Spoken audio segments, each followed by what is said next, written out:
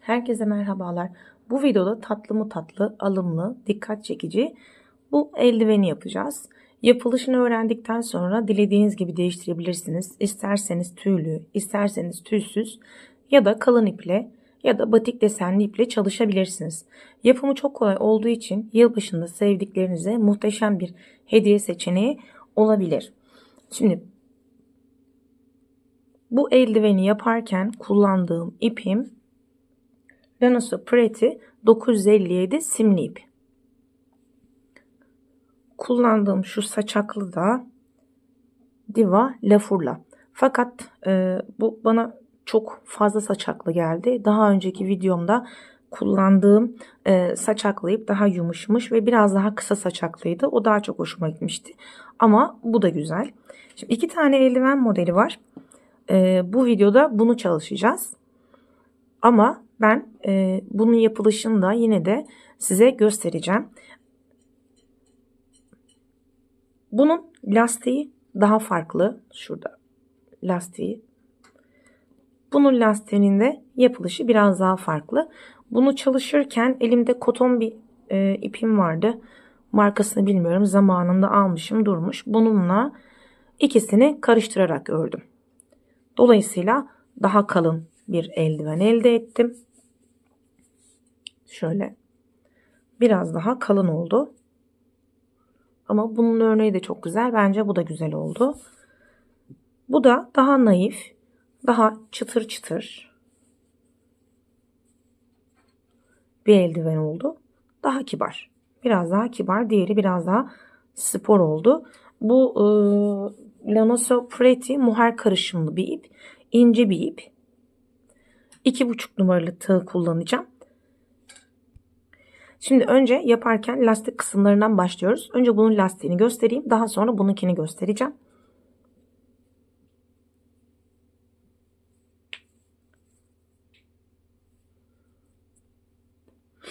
Şöyle kaldıralım.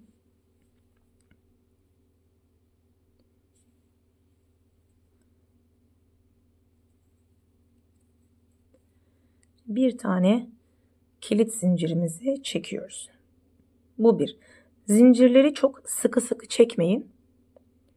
2, 3, 4, 5, 6, 7, 8, 9, 10, 11, 12, 13 ve 14 tane. Şimdi bu çektiğimiz zincirler şu kısım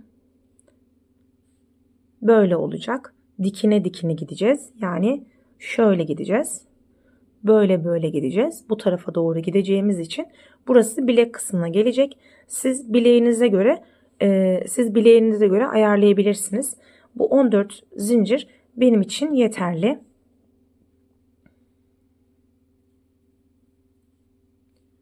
Şimdi bir tane de dönüş için zincir çekiyorum ve her zincirin içerisine bir sık iğne yapıyorum. 1,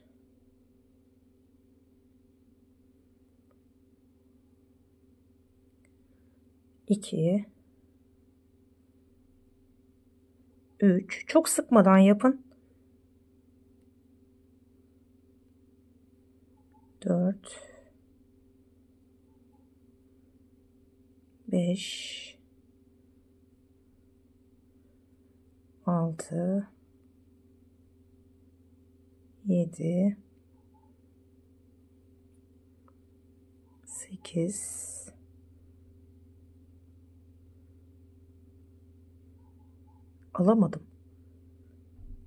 9,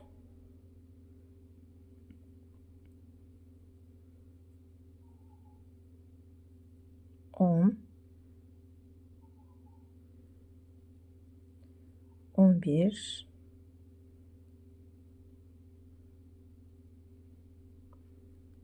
12, şurada 13 ve 14.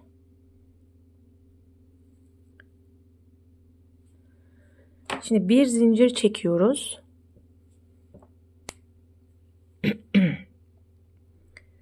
Ve işimizi çeviriyoruz. Burada dikkat etmeniz gereken nokta şu. En baştaki zinciri kaçırmamanız gerekiyor. Kaçırırsanız lastiğiniz inişli çıkışlı olur. İlmek kaçırmış olursunuz. Şimdi bir zincir çektim. Burada yapacağımız şu. İp biraz simli olduğu için çok net görebiliyor musunuz bilmiyorum ama arka kanadına batıyoruz. Şöyle bakın, başak başak görünüm var. Bunun arka kanadına batıyoruz.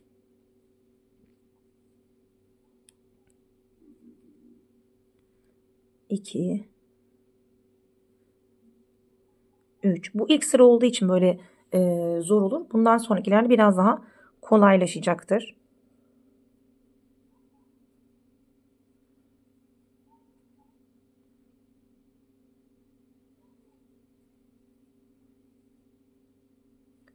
Hep arka kanatlarına batarak ilerliyoruz. Bu teknik tığ işinde çok kullanılan bir lastik tekniğidir. Berelerde, hırkalarda, hırkaların kol lastiklerinde bu tekniği kullanabilirsiniz.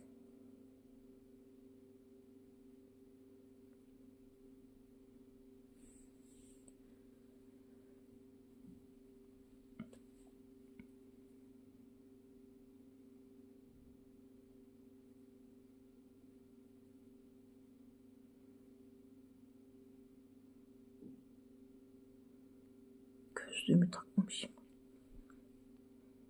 Ben de diyorum ki neden görmüyorum.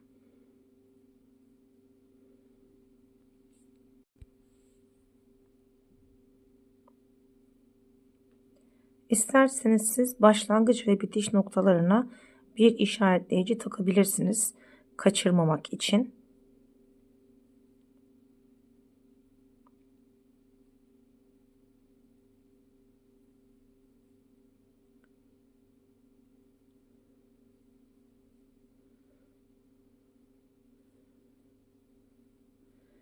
Bir zincir çektik, döndük. Bakın dibine batıyorum. Şu dibinde ilk zincirim bu. Bir. Alamadım. Bir saniye, simi karıştı. Bir. 2. 3. 4. 5. 6. 7. 8. 9. 10.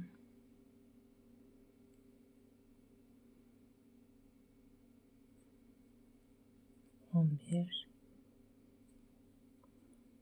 12. 13 ve 14. Bir zincir çektim, döndürdüm. Bu sırayı da birlikte yapalım. 1, 2,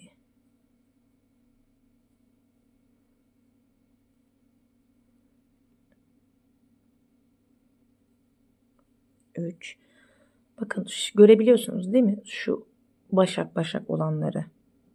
Tam şurasına batıyoruz. Arka kanatlarını. Hep arkasından alıyoruz bunların. Şuralarından.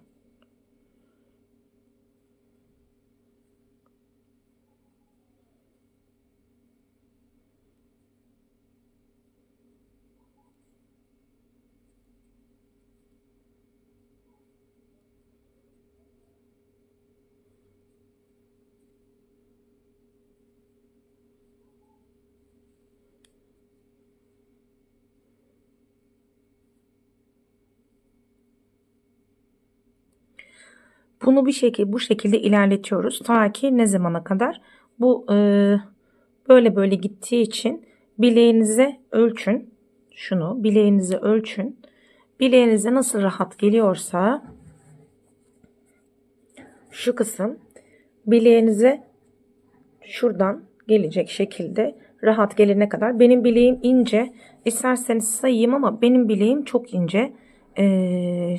Bir şöyle yapalım. Şuraya takalım. Burası 1, 2, 3, 4, 5, 6, 7, 8, 9, 10, 11, 12, 13, 14, 15, 15, 16, 17, 18. 17 sıra bir sırada birleştirmeden dolayı oluyor. Ben 17 sıra örmüşüm. Siz de kendi bileğinize ölçerek yapın. Ben de ilerleteyim. Daha sonra bunun birleştirmesine geçelim ve daha sonra da motifine geçelim. Son bir sıra daha yapıyorum.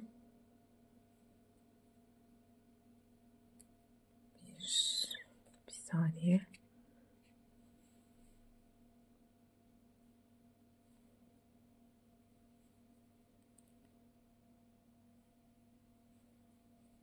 İki,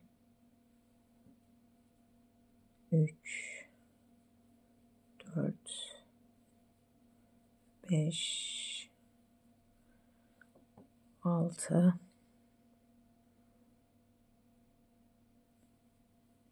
7, 8, 9, 10, 11,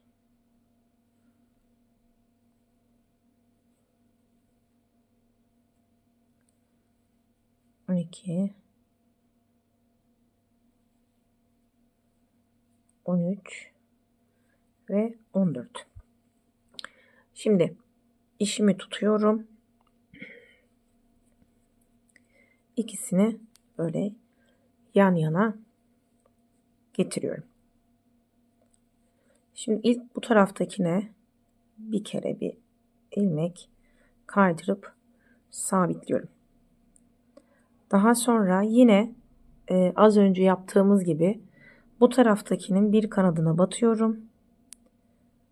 Karşı taraftakinin içinden geçiyorum ve ilmek kaydırma yapıyorum.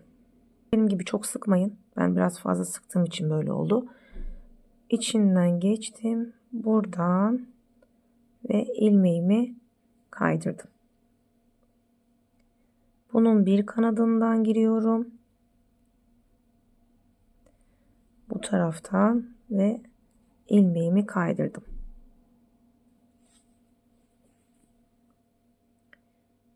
Bir buradan, bir buradan ilmeğimi kaydırdım.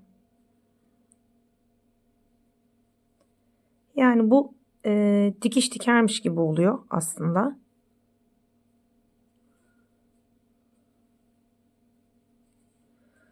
Sonuna kadar gelelim, devam edelim.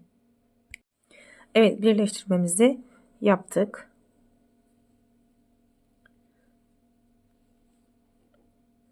Şimdi işimizi çevirdik.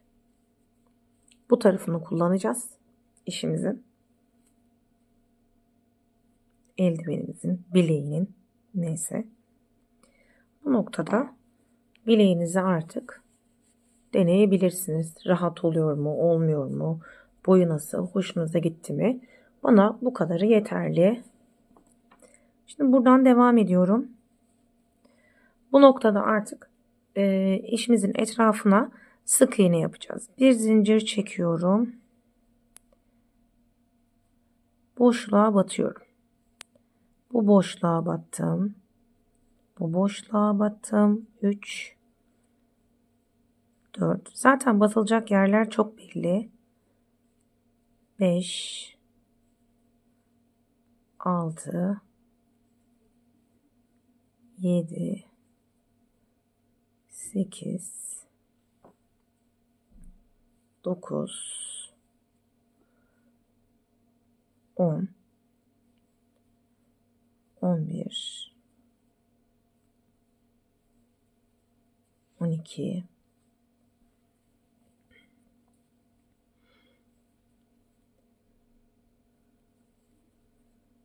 13, 14, 15,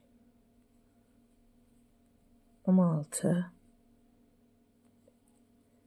17, 18, 19, 20, 21, 22, 23, 24, 25, 26, 27, 28, 29, 30, 31, 32, 33, 34 ve ikisini ilk yaptığım sık iğnenin tepesine batarak kaydırarak birleştiriyorum. 1, 2, 3 zincir çektim. Tığımı doladım. Aynı noktaya 1, 2. Bir tane ikili trabzan yaptım. Tekrar doladım.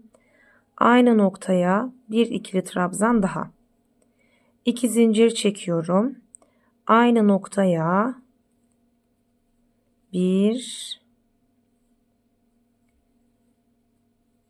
2,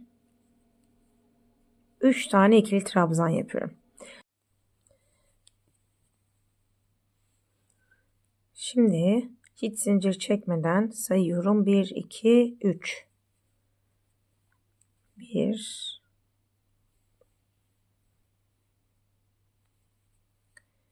2, 3. Aynı noktaya battım.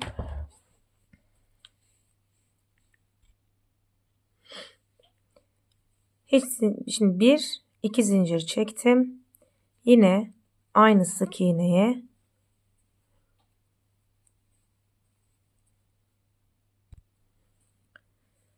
battım. Şimdi yine hiç zincir çekmeden 1, 2, 3. Üçüncü sık iğneye geliyorum. 1, 2, 3. 3 tane ikili trabzan yapıyorum.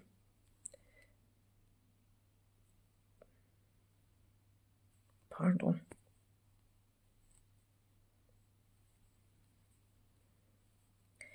Bir, iki zincir çektim. Yine aynı deliğe 1, 2, 3 tane ikili trabzan yaptım. Şimdi yine ipimi doladım. Zincir çekmeden 1, 2, 1, 2, üçüncü sık iğneye battım. İlk trabzanımı yaptım. Aynı noktaya 2, 3. 1, 2 zincir çektim. Yine aynı noktaya 1, 2, 3. İpimi doladım. 1, 2, üçüncüye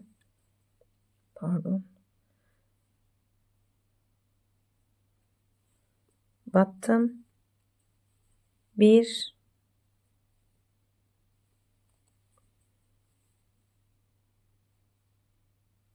3. sık iğneye battım. 1,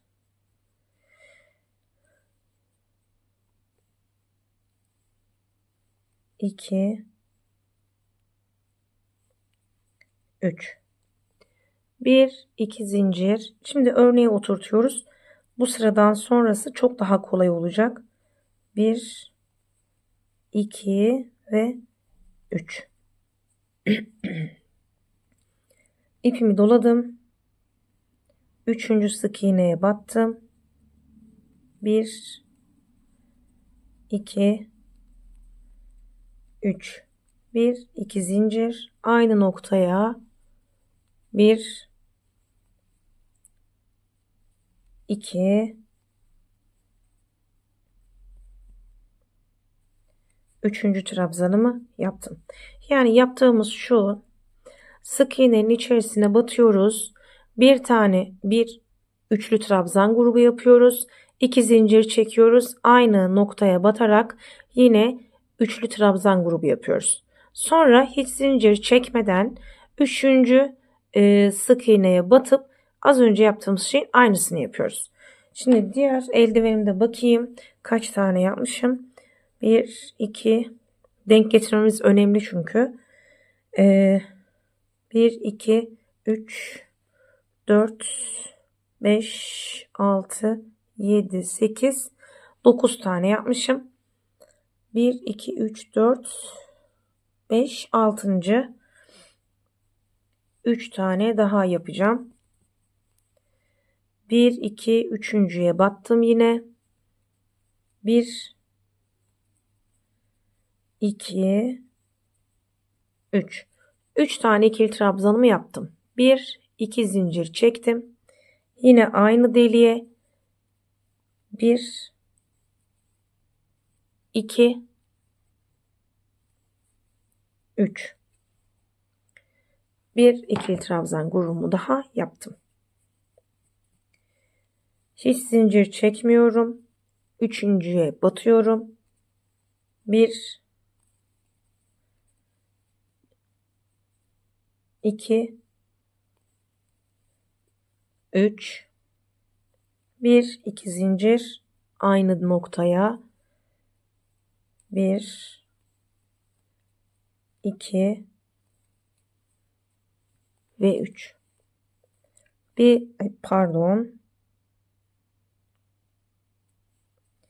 Zincir çekmeden yine üçüncüye battım. 1, 2 ve 3. 1, 2 zincir yine aynı noktaya batıyorum. 1, 2 ve 3. Şimdi 9 tane yelpaze grubumu tamamladım. Şimdi ilk yaptığım ikili trabzanın tepesine batıyorum ve ilmeğimi kaydırıyorum. Şimdi aralardan ilmek kaydırarak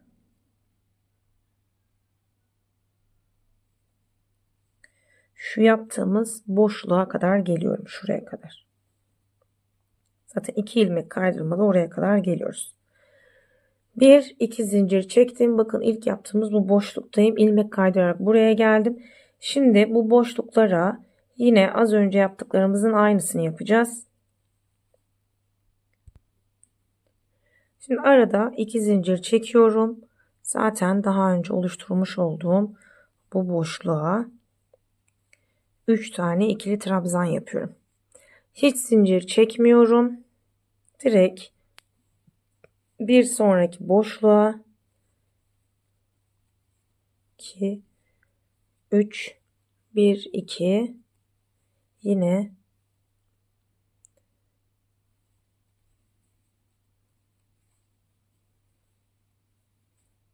grubumuzu yaptık.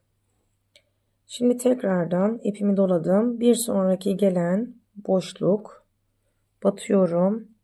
1, 2, 3, 1, 2 zincir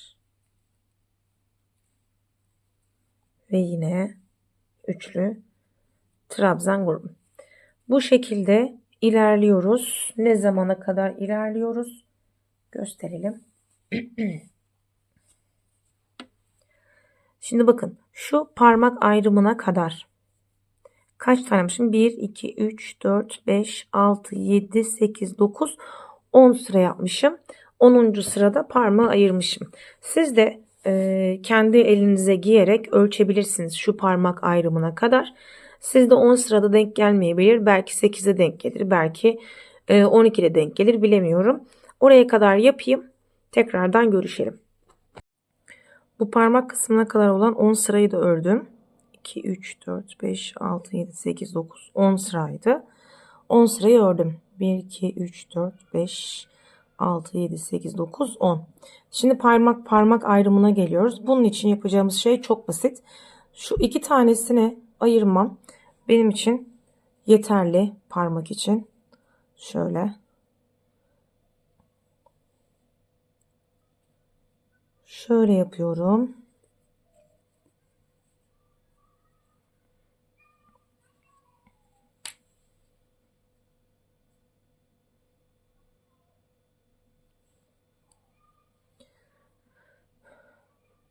İşimin yine ilmek kaydırarak ortasına geliyorum. Tam bunun ortasındayken pardon 1 2 buraya yine dolduruyorum. 1 2 2 ikinci üçüncü ikili trabzan 2 zincir tekrar aynı boşluğa 1 2 3. Yani şöyle yaptık. 10 sıra yaptıktan sonra birleştirdiğimiz yerden yine normal devam ediyormuş gibi ilmek kaydırdık. İlkini doldurduk. Sonrasında 1 2 3 zincir çektim. Bu iki tanesini, iki tane tepeyi atlıyorum. Üçüncüye batıyorum. Normal 1 2 3 yine 2 zincir 1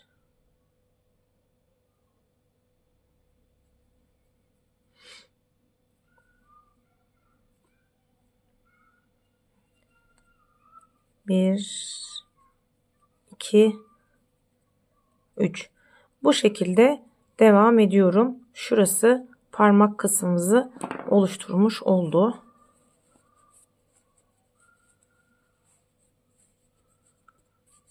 Burası parmak kısmını oluşturdu.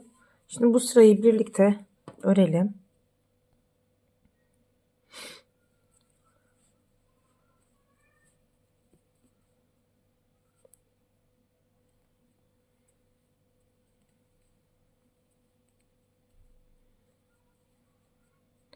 Şu parmak birleşim yerindeki boşluğa yine bir örnek koyacağız. Onu göstermek istiyorum. O parmakta kasma yapmasın diye oraya 3 zincir çektim. Daha kalın iplerle çalışırken oraya hiç zincir çekmeden direkt atlayabilirsiniz de bir sonraki örneğe.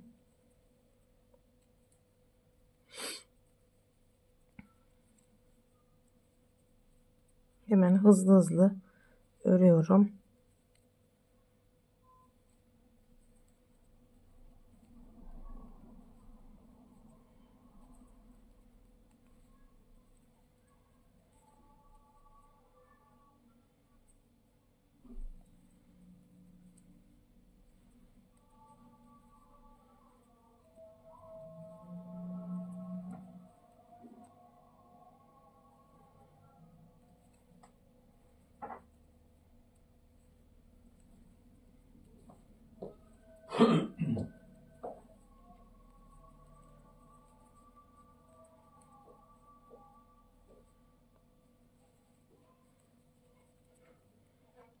Bu modelin adı sanırım su taşı. Öyle biliyorum ben. Su taşı örneği diye geçiyor galiba. Ve şimdi birleşim yerine geldim. Yine birleştirdim. İlmek kaydırarak ortaya geldim. Yeni sırama başlıyorum.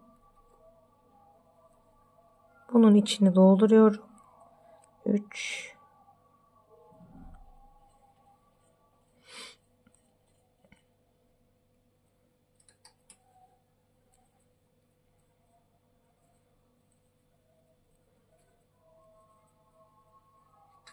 Evet, geldik bu boşluğa. Normal ne yapıyorsak burada da aynen şu boşluğa örnek kuruyoruz. 2 tane ikili trabzan, Üçüncü kilit trabzanım. 2 zincir. 1, 2 ve 3. Bu boşluğa örneğimizi kurduk. Şimdi aynı şekilde direkt bir sonrakine atlıyoruz örneğimizin boşluğuna. Zaten burayı kaç sıra örmüşüm? 2 sıra örmüşüm.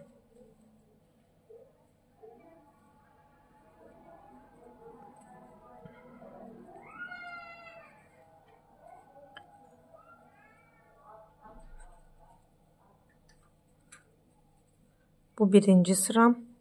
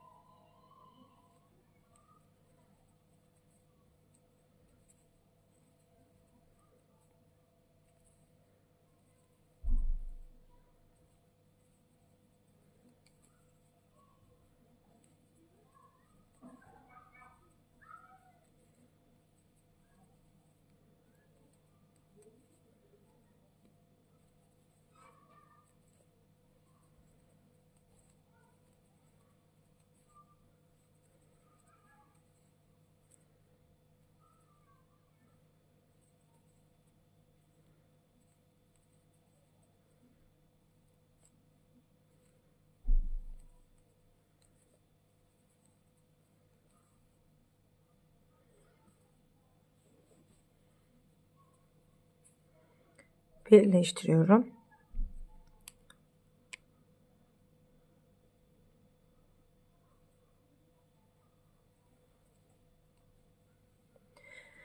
Ve şimdi son sıramı yapacağım. Bitirdim. Burasını da birleştiriyorum. İpimi kestim. İsterseniz hiç püskül falan yapmayıp direkt böyle de kullanabilirsiniz. Bu haliyle de çok güzel bence. Şimdi püskül eklemeye geçelim.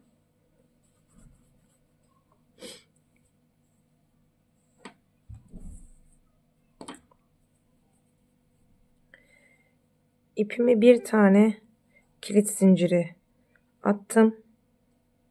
İp kayıyor çünkü kaymaması için.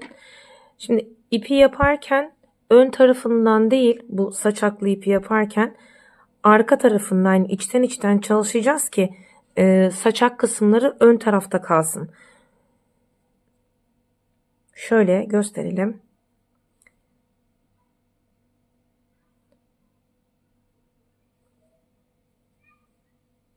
Sık iğneler çekiyorum bulduğum boşluklara. Çok fazla sıkmayın, bilek kısmı kasmasın.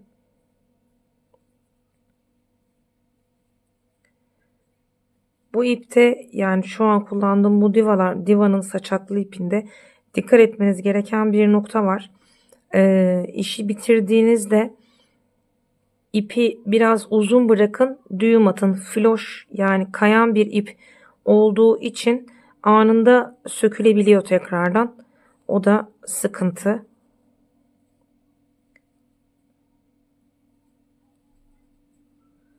Sık iğnelerimi yapıyorum.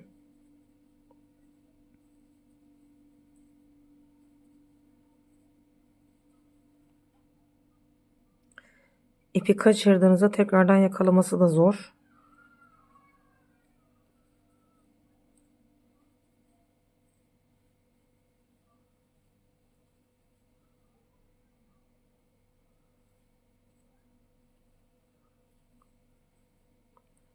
Başlangıç yerime geldim. Buradan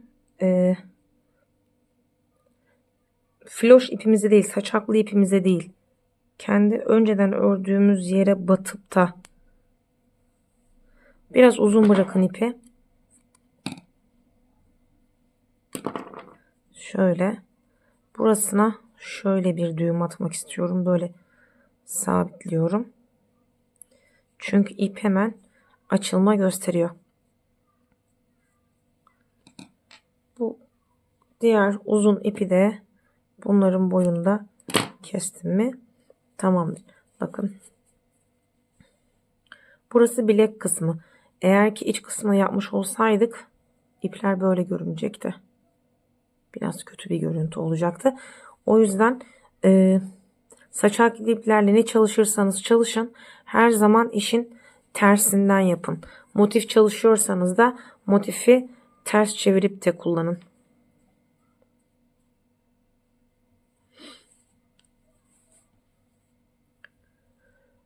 Şimdi sıra geldi uç kısımlarını yapmaya. Ortalığı biraz batırdık.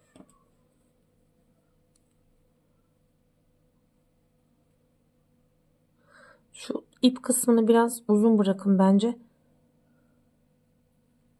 Sonradan iki ipi birbirine düğüm atabilirsiniz.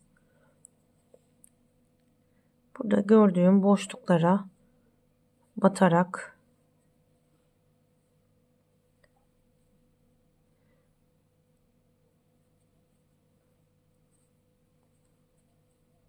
sık iğne yapıyoruz.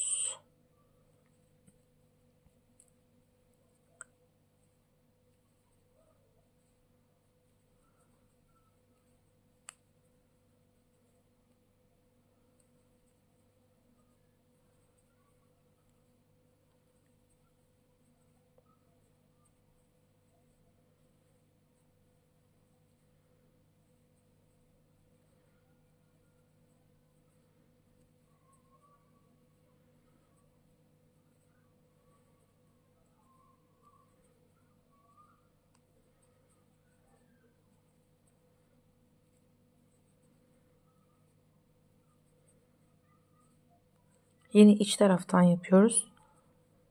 Dıştan değil ki püskülleri dışarıya denk gelsin.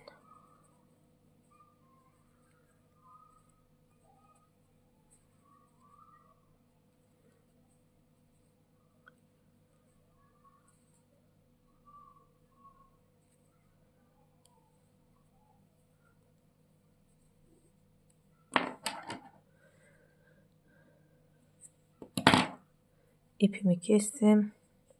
Garanti olsun diye bu başladığım iple buna birbirine düğüm atacağım. Çünkü ip çok fazla kayıyor. Açılma yapabilir. Evet. Bu ipin fazlasını da bu saçaklara göre kestik. Umarım açılma olmayacak. Evet, bitti. Şimdi ikisini de giyelim.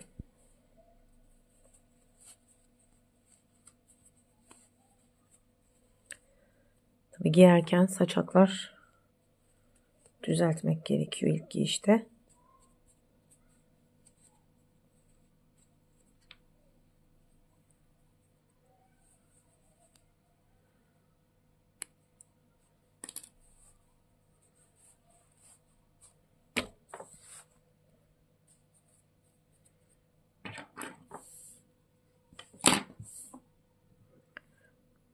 Bitmiş hali bu şekilde.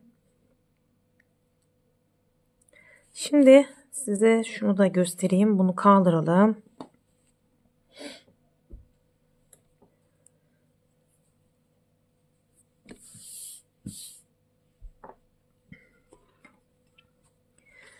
Şu lastiği göstereceğim demiştim. Bu lastiğin nasıl yapıldığını da göstereyim. Siz kendiniz karar verirsiniz. Hangisini yapmak istediğinize. Direkt karıştırmadan şu iple yapacağım. Kesinlikle.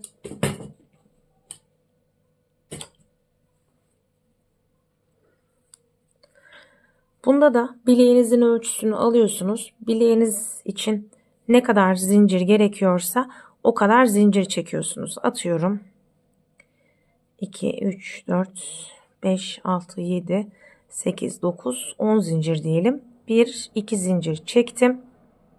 Şimdi zincirlerin hepsinin üzerine ikili trabzan yapıyoruz.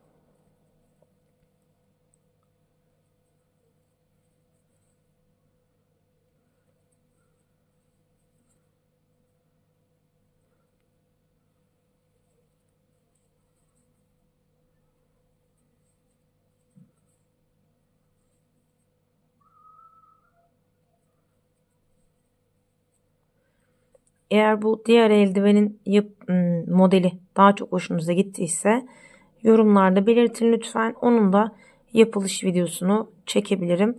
Çünkü yapılışı çok kolay bu eldivenlerin. Neyse bu kadar yeterli sanırım. 1-2 zincir çektim. Döndüm. Şimdi normal çektiğimiz ikili trabzanların bunu ikili zincir çektik.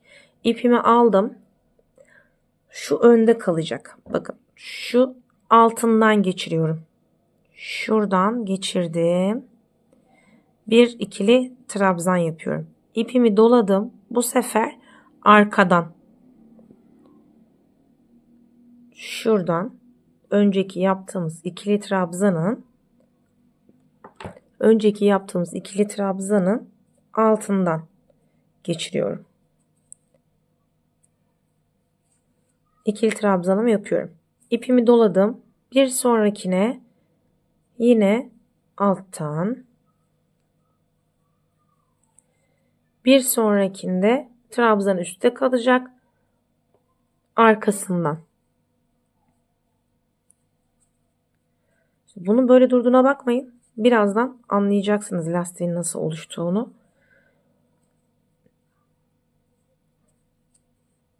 Alttan. Ve bu en sonuncusuna da normal üzerine battık. Şimdi 1-2 zincir çektim, döndüm. Bakın burada zaten önde olan görünüyor. Gördüğünüz gibi arkada olan da belli oluyor. İpimi doladım. Önde olana yine önden. Şöyle arasına giriyorum. Trabzanımı yaptım. Bu da yine altta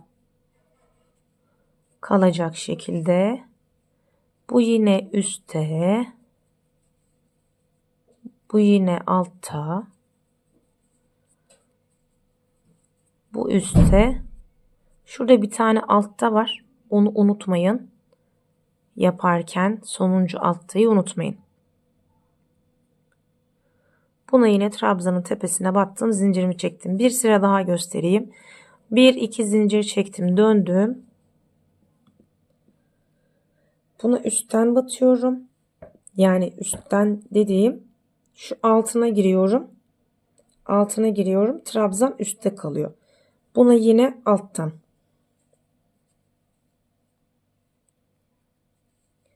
Bu önde.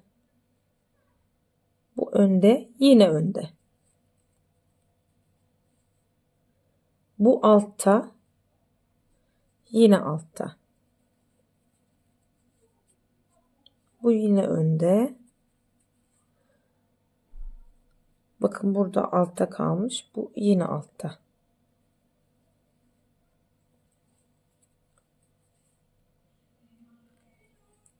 Buraya batıyoruz. Böyle. Buraya kadar benimle geldiyseniz çok çok teşekkürler. Daha sonraki videolarda görüşmek üzere. Beğenilerinizi, yorumlarınızı lütfen ihmal etmeyin.